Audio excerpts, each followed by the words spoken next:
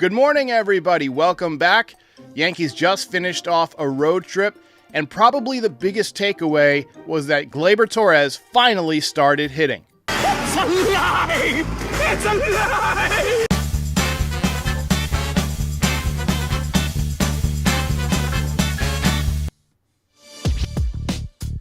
Welcome back, everybody. Welcome back, and welcome to the month of July. Be sure to like and subscribe. We are on a mission to get to 50,000, so be a part of the community. Let's talk a little bit about Gleyber Torres before we get to your voicemails, because he's had 3 straight multi-hit games. He's looked a little bit better.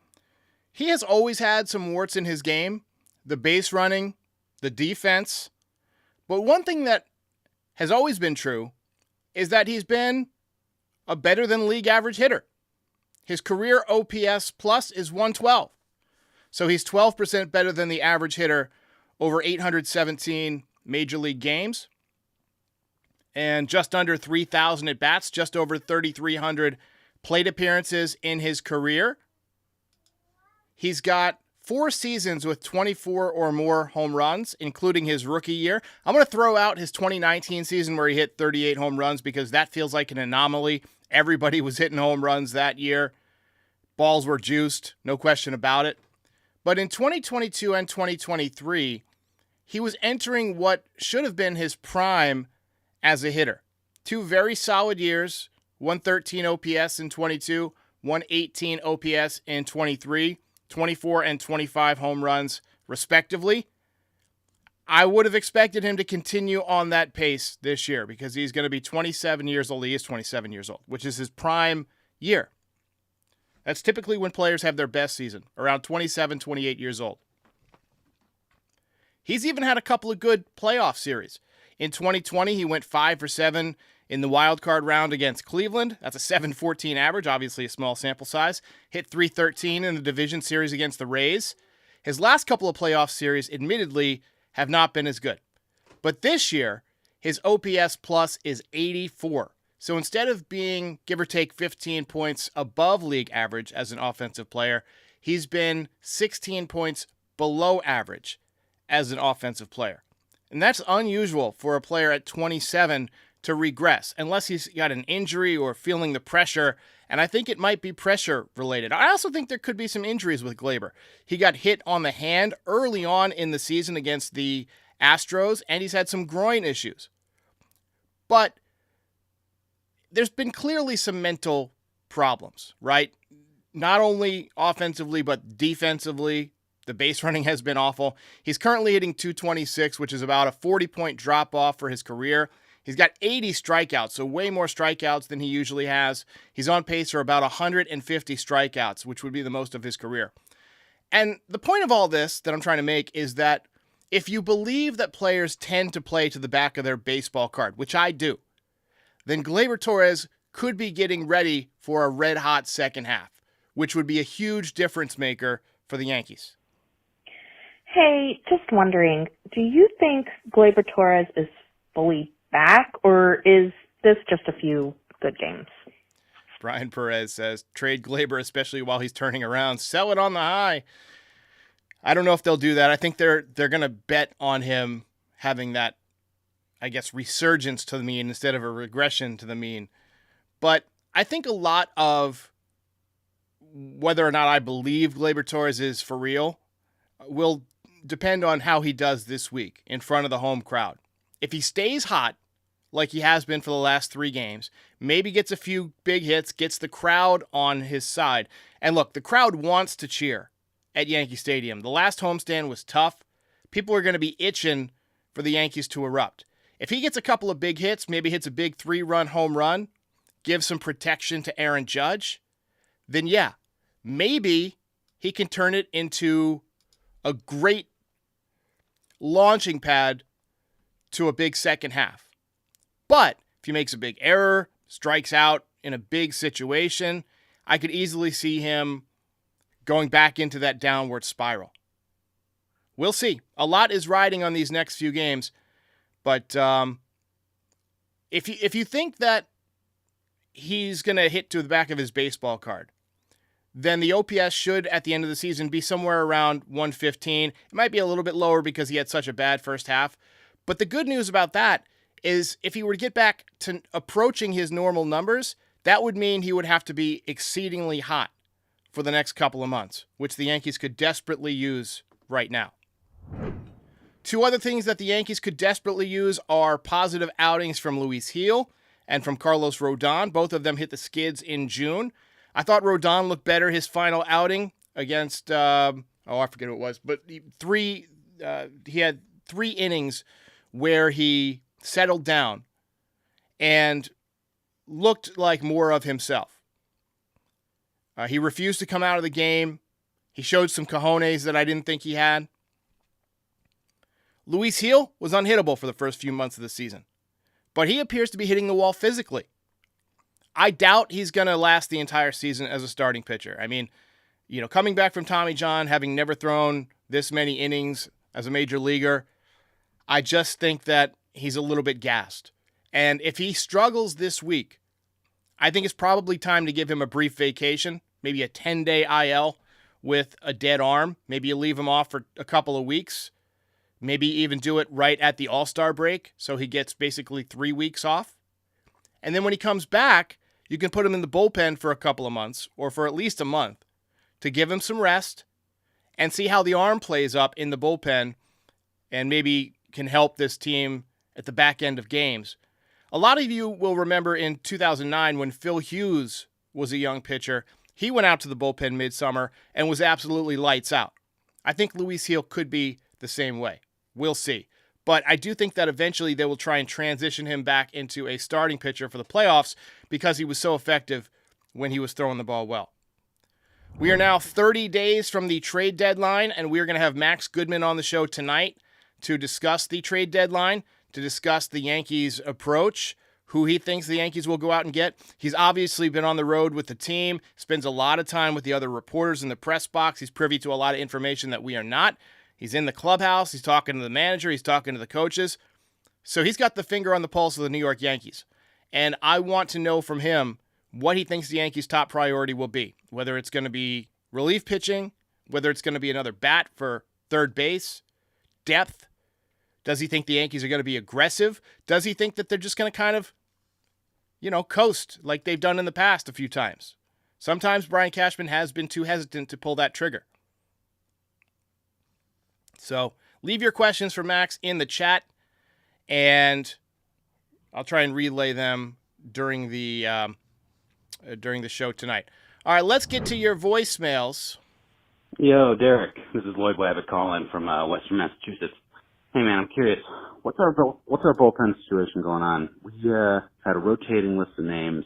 We're DFAing people right and left. We're kind of in the doldrums of the summer here. I thought Victor Gonzalez looked a little bit better than Turd Ferguson, so I'm curious if they chose to DFA him. But I'm curious if Efros and Trevino are in the mix, Kingsley, et cetera, et cetera. I'd be curious if you thought, or you could tell us what you think the bullpen will be come October. All right, peace out. All right, appreciate the call. I do think that's going to be an area, just knowing Brian Cashman and his history, where he's going to try and be aggressive is in getting relief pitchers because of how important the bullpen is in the playoffs. You can't have guys who can't get anybody out pitching important outs in the playoffs. So many games turn late.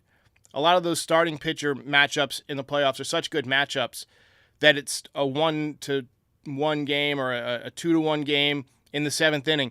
And you've got to have guys who can secure the back end of games. I still contend that Clay Holmes is not a closer. I contend he is a great setup man. Would not shock me to see the Yankees go out and get an actual closer if they can find one. I know a lot of teams are going to be in on Mason Miller. He's the sexiest name out there because of the fastball, triple digits, young, lots of control. But the price is going to be so astronomical that I don't see them doing it. I just don't see them paying what it would cost to get Mason Miller. But I do think that they're going to go out and get some veteran pitchers. I think Michael Kopech has a real chance to be a Yankee. I think Garrett Crochet might end up going to the Orioles because they've got a better depth in their minor leagues to trade. They've got pieces in abundance to trade.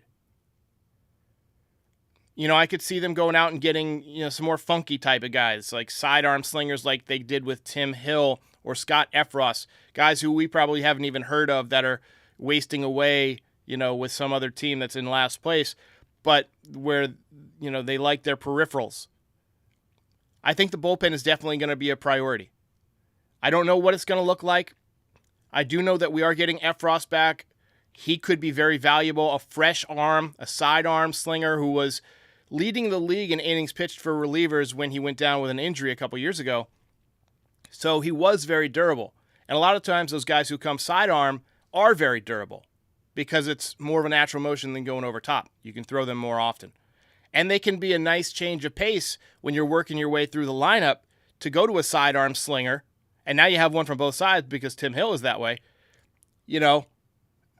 I could see them, using those guys in some crucial roles in the playoffs. But I still want them to go get some more strikeouts. I want them to get a back end of the bullpen guy who throws 100. That's what I want. Izzy U says, bring David Robertson back. 100% agree. He's somebody who's been on my list. I've mentioned him multiple times. He's with the Texas Rangers. The Rangers are the reigning world champions, but I'm just going to pull up their standings right now because they are not doing well. They are in third place. They're 8 games out. The Astros have surpassed them. The Astros now back over 500, 42-41. How crazy would it be if it ends up ALCS Yankees versus Astros again after all that? After all of this, if end of the day it just ends up Yankees Astros just like we thought it could be and like it has been so many times in recent years. Eddie Snap says, thoughts on the Yankees scouting Bellinger? I believe it. They were definitely interested in him this winter, but the price was too high. But I really like what we're seeing from Ben Rice, which takes me to another voicemail. Hey, Derek, it's Chris Menja. I want your thoughts on, I know Ben Rice is hitting whatnot, and then if he keeps it up, and when Rizzo comes back eventually, what do you do? Because they can't both play first base, and I doubt you. Oops. Hey, Derek. I accidentally double-clicked on it. So the question was, when Rizzo comes back, would Ben Rice continue to remain the first baseman? I believe that Anthony Rizzo's career is quickly approaching its end point. As an offensive player, he doesn't look that good anymore. He's had the concussion problems. He's had injury issues the last few years. I like what we're seeing from Ben Rice. He's got power. He hits the ball to all fields. He's got an amazing eye. Defensively, he's not a stud. Not yet. But I like what we're seeing from Ben Rice. I think that Bellinger right now, if you brought him in, would probably play center field or right field and allow Judge or Soto or both Judge and Soto to rotate in the DH spot. I could see that. I think he would be a huge bat for the Yankees to add. He's hitting over 290 the last I checked in June. He was hitting 294 like a couple days before the end of June. So I could definitely see them going out and getting Bellinger. But when Stanton comes back, Bellinger won't have a natural position without somebody sitting, whether it's Verdugo, whether it's Judge, whether it's Soto. Now, here's one thing to keep in mind. When Stanton comes off the IL, as he's done so many times with the Yankees, he really struggles. It takes him a long time to get it going again. And so I'm not super confident that even when Stanton does come back, that he's going to hit. And so I could see Bellinger being kind of a platoon player with Stanton in the DH spot, or, they could have some kind of a thing where Stanton is the DH against lefties. And then when righties are on the mound, maybe Judge moves over to right field. Soto becomes the DH to rest his arm. And Bellinger plays center field. That way you keep Bellinger in the lineup more often than not. Look, as we've seen, depth gets tested. Guys get hurt, especially as the summer moves along. Guys are going to be banged up. And it can't hurt to have another good quality veteran. Dylan Clark says, I hope we trade Rizzo at the deadline. Nobody's going to take Rizzo. Nobody needs Rizzo. No chance. Absolutely no chance. But, all right, let's take another voicemail here. Hey, great show, Derek. I'm not popping the champagne corks yet for Gleyber Torres. The Yankees are 3-7 in our last 10. We've won 1 in a row. We're acting like all is well at the Evil Empire. We need pitching. Or we could sit around and wait till these other people hopefully get well and play better and come off the DL, and we can fight out Boston for the final playoff spot, hoping to play the Twins or whomever. We got to keep going here. We can't rest on our laurels. Thanks, buddy. I appreciate the call. I also am not ready to pop the champagne on Gleyber Torres. Like I said, I need to see a good homestand.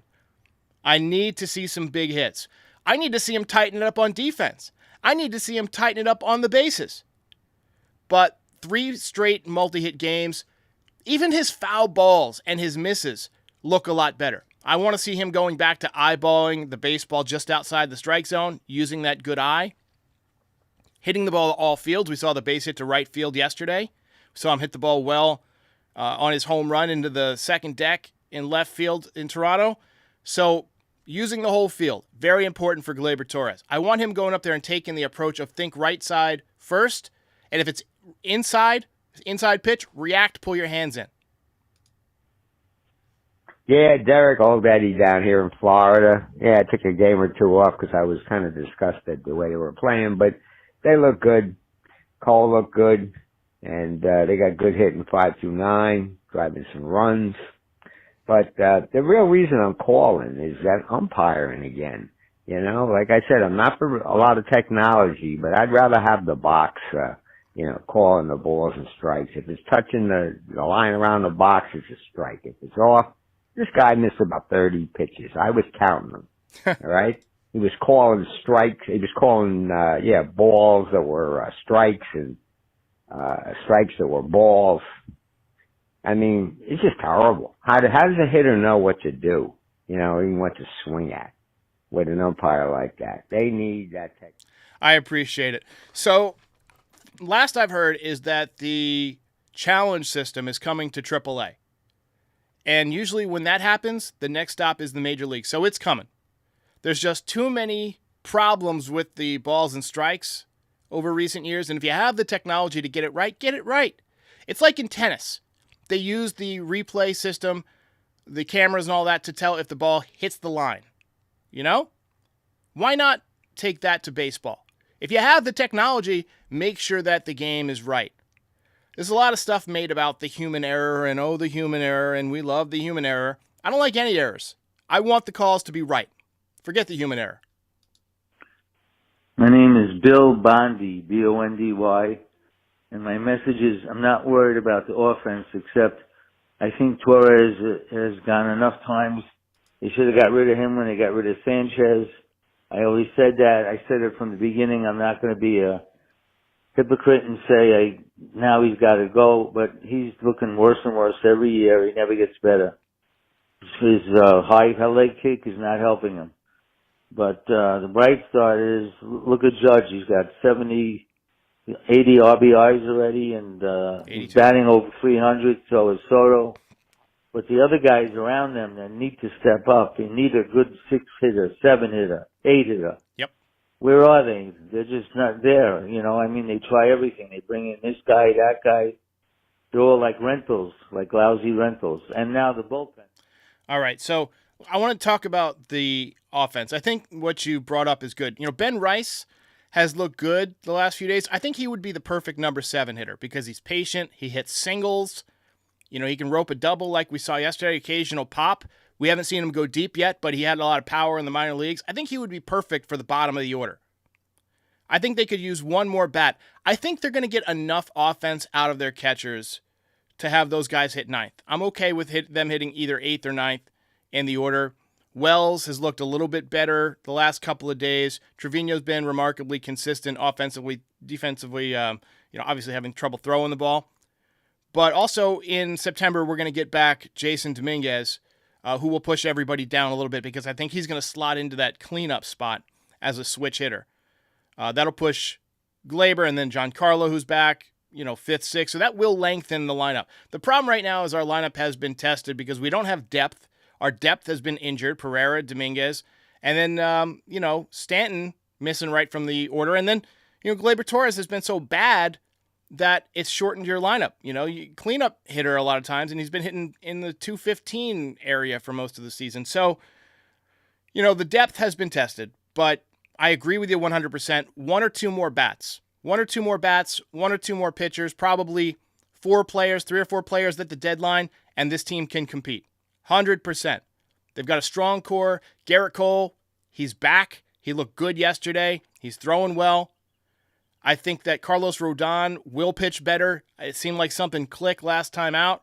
Stroman has been really consistent. I love the energy he brings. The starting pitching, I think, will be fine. The question is, can they get enough offense and can they get enough outs out of the bullpen? All right, let's get to the final thoughts here. That ball is high. It is far. It is gone. Thanks for tuning in. Important homestand coming up. Once again, I'll be live with Max Goodman tonight, 8:30 p.m. Eastern. And it's important for the Yankees to start this month off right. You know, we got to get off to a better start than we had in June. Obviously, team hit the skids a little bit. They are now technically tied with the Orioles, but the Orioles have the advantage because they've won the season series so far. Yankees have more wins. Orioles have less losses. Orioles have a .631 winning percentage. Yankees are at .628. But the Yankees have a shot to win this division with the right mix. They got Aaron Judge, the MVP. I have no doubt he's going to continue this pace if he stays healthy. He's going to hit 60 home runs or close to it. And, you know, we're seeing more life out of Gleyber Torres, like we mentioned. Ben Rice looks good. I think this team has some good pieces. And Juan Soto, healthy. You know, if he stays healthy, he's going to be there. So the offense will hit. But you need 1 or 2 more additions, and you need some pieces in the bullpen. So let's hope the Yankees heed the call of the fans, especially this one. And we'll see you tonight with Max Goodman. I'll catch you next time.